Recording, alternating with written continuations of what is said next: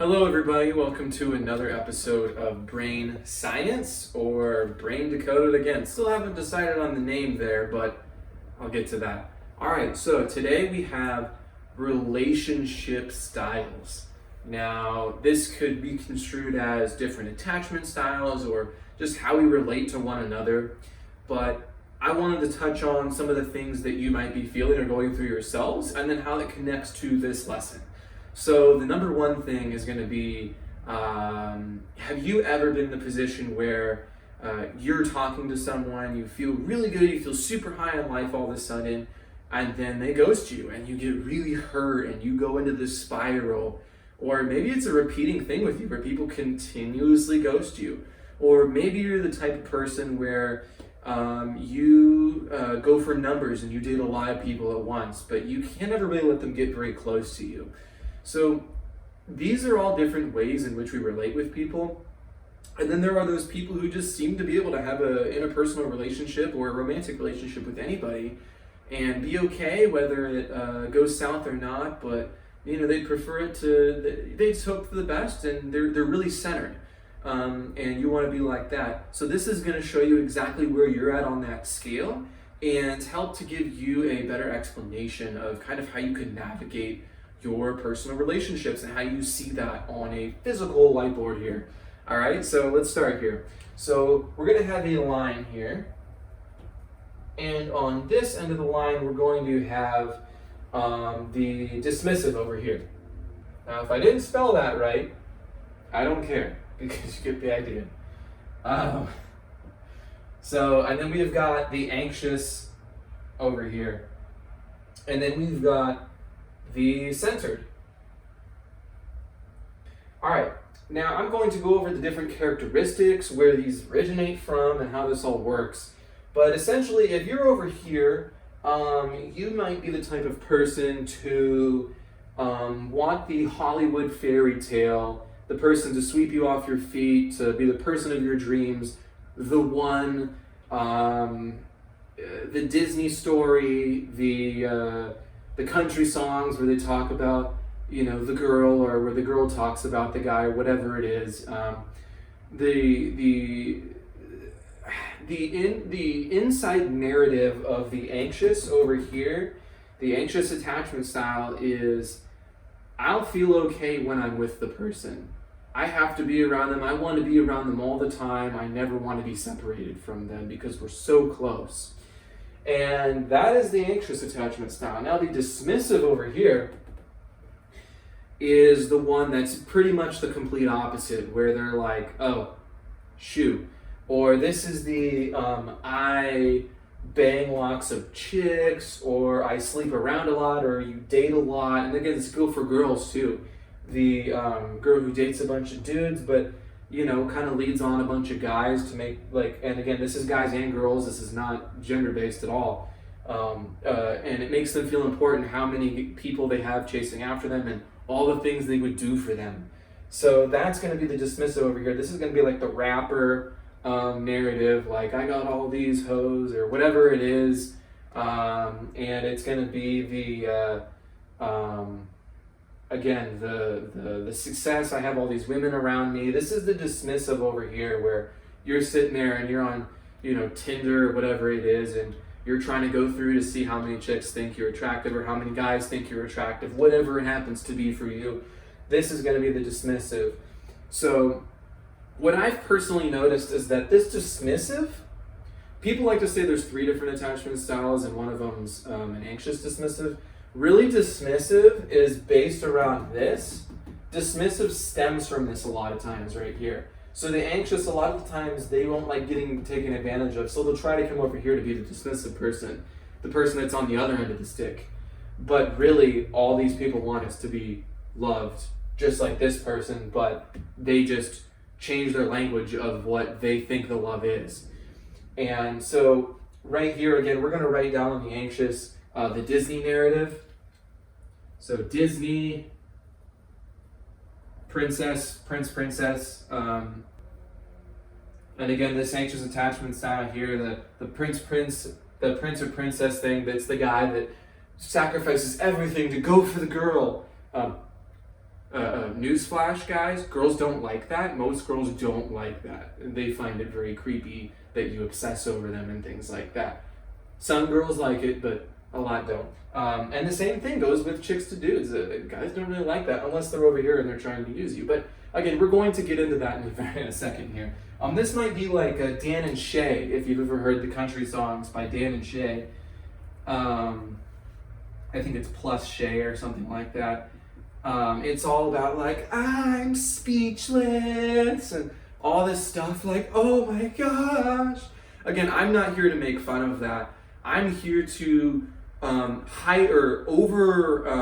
animate that narrative so you can see it easier. I'm not saying it's good or bad. Again, if you want to listen to that, that's totally fine with me. I've listened to country songs too. That's totally cool with me. I've watched Disney movies plenty of times. I mean, I like a lot of stuff, so I'm not here to say one of these is good or bad. I'm over animating the narrative so it becomes very apparent, and it's very easy for you to see and perceive. So we've got the Dan and Shay over here. We'll come back to that. Over here, the dismissive will have like the rapper lifestyle. The Casanova or ladies' man. Cleopatra. The seductress, whatever it is. And you have them on each side here. Now, this anxious attachment style, we're going to go into how these interrelate with each other. We're going to get to this one in a second, but these both relate to each other.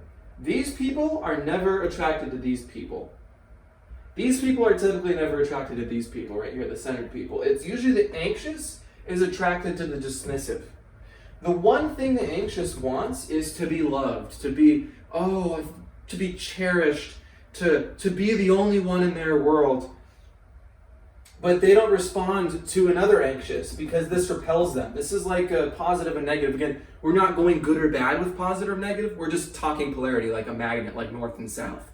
They attract each other. So we're going to have the minus here and the plus here. And then we're going to have, again, neutral in the middle. So again, this doesn't mean this is bad. This doesn't mean this is good. This doesn't mean this is bad. This doesn't mean this is good. This is just simply opposites of polarity that attract. So the anxious is always attracted to the dismissive, and the dismissive always attracts the anxious people. Now, the one thing the dismissive wants is numbers, and he is dismissive by nature, because the anxious person thinks that if I could only get that person, everything would be okay. That would mean I'm enough. This is exactly how these people operate. They a lot of the times have rejection issues or abandonment issues and things like that. They struggle with rejection so much. They feel so hurt.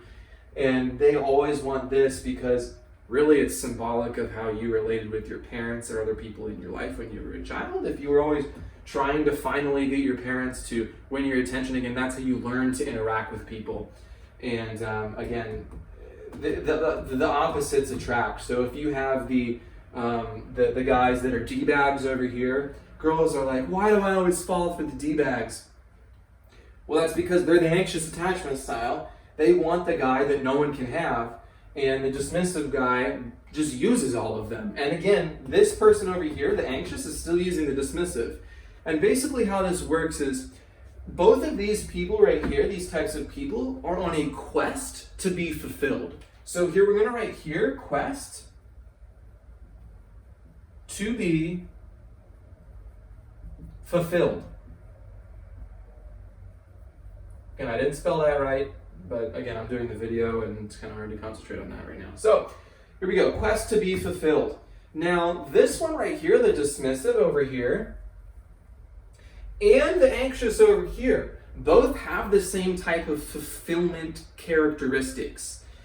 This anxious person usually doesn't feel that great by themselves, and they might feel all right, but the second they get the approval of the dismissive person, their ability to feel on top of the world skyrockets. Like they're on crack cocaine, they're on a drug, they're like, oh my God, the world is amazing. And oh my gosh, it just goes boop like that. It goes like, they go like this. And then when the person's not talking to them, they go boom, straight back down again. Boom, boom, boom, boom, boom, up and down, up and down. Same thing with the dismissive. When they have a large harem going on, or there's a lot of people who do a lot of things for them, they feel on top of the world. And then if they don't, they feel like, well, no one's after them. They must, like no one's obsessed with them. Oh my gosh, like, oh, and it drives them boom, like that. And it goes boom, boom, boom, boom, boom. So this person's always trying to keep this person's attention, and this person's trying to keep a bunch of these people's attention. But here's how the fulfillment works. Say this is fulfillment. The anxious person, when the dismissive person's texting them back or something, gets a little spike here. They get a little spike, a little tally of feel good.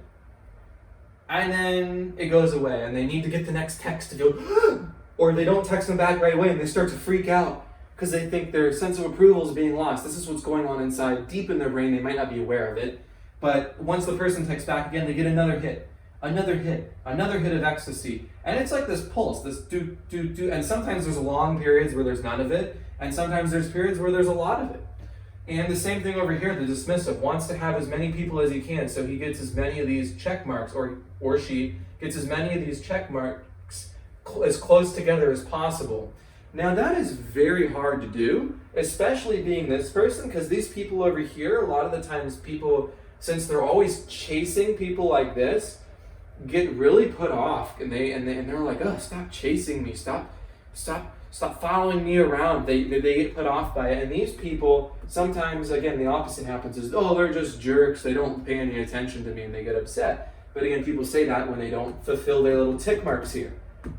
This person gets mad and says this person's a jerk and doesn't respect them, and this person gets mad and says they're not worth anything, I can go find another one. That's the communication language of these here. And somewhere in the middle here, we have what's called a centered individual with their attachment style, a neutral person. And since this person's dependent on this person's dependent on this person, these people are tracking each other, and they need that validation, again, validation or fulfillment, they need these ticks. This person right here doesn't need any of those. They understand what self-love and self-acceptance is, and their tally mark looks like a straight line. It's just like a mellow buzz all the time, never goes away. This person right here gets their sense of fulfillment and acceptance from what you would call being accepting or unconditionally loved. Now, this could get spiritual in essence or religious. Again, I'm not religious or anything like that, but if you can understand what unconditional love is, which literally means to be accepted no matter what, like doesn't matter whatever thing will, oh, well, if they killed someone or whatever, you're still loved. I mean, that's a really tough concept to grasp, and I'm going to go into that because people are going to say, well, then why don't people just go around killing each other? And again, there's reasons why, again, you can make a case for that, why that wouldn't happen. But regardless, I think we can just take the fact that we want to feel accepted for who we are. And this comes from this love, this thing that's infinite. And infinite is not an intellectual understanding for us. It's an emotional understanding because it is emotional in nature, because emotions are constantly going on and evolving. They're the energy that our subconscious mind detects and interprets as feelings.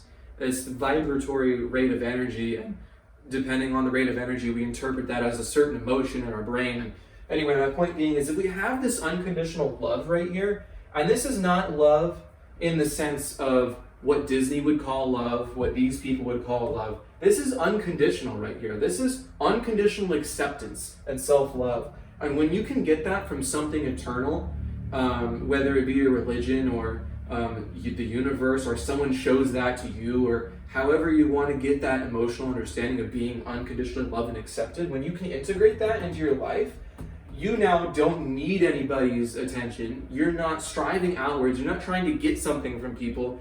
You are self-fulfilled, and you are your own circle here.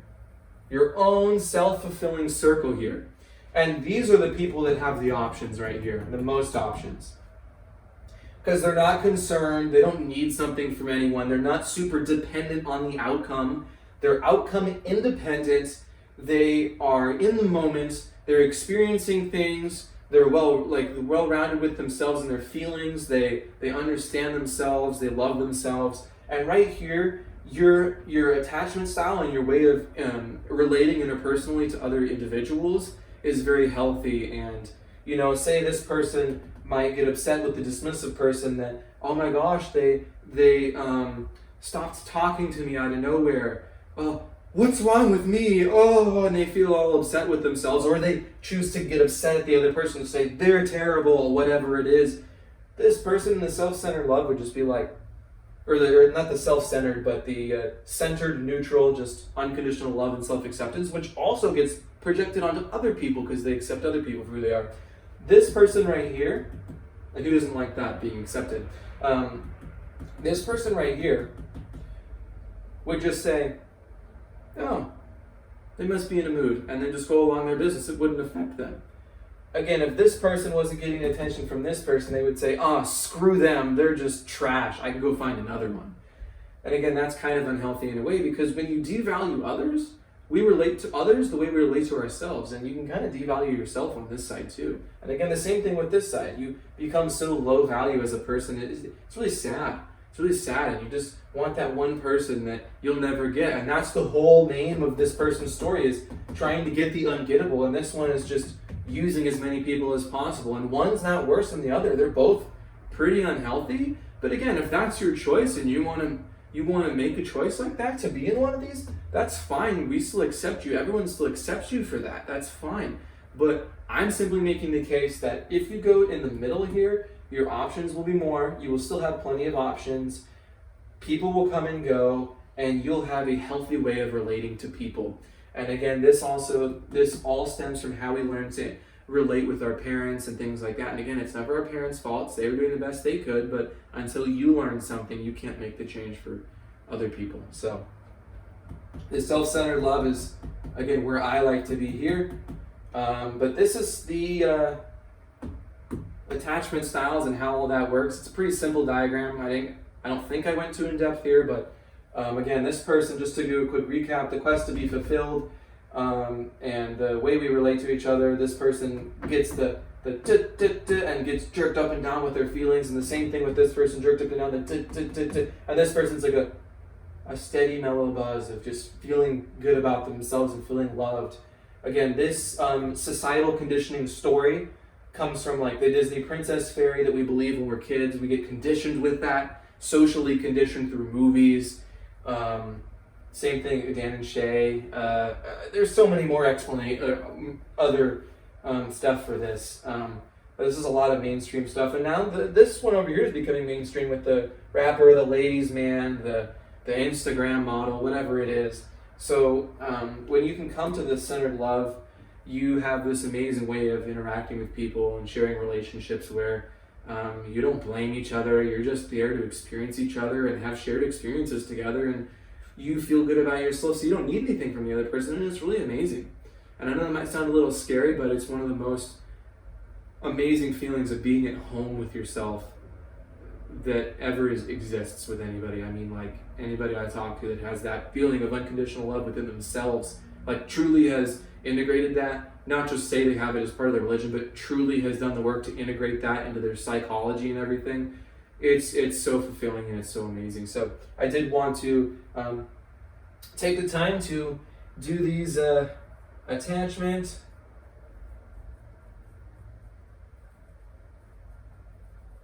characteristics here.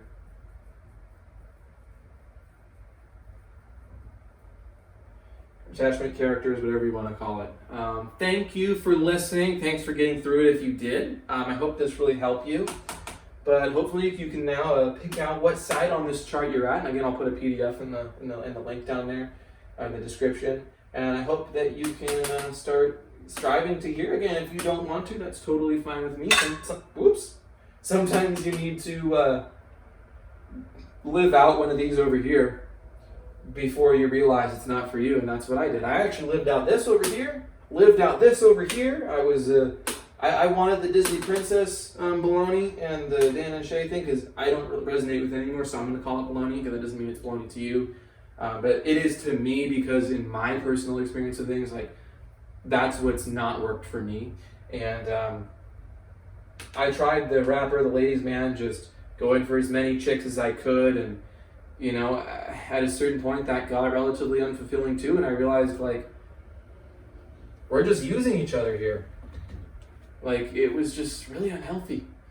And I had to let go of that, and it's still working through that and stuff. So, but being here is so amazing. I can't even explain that through words. It's just something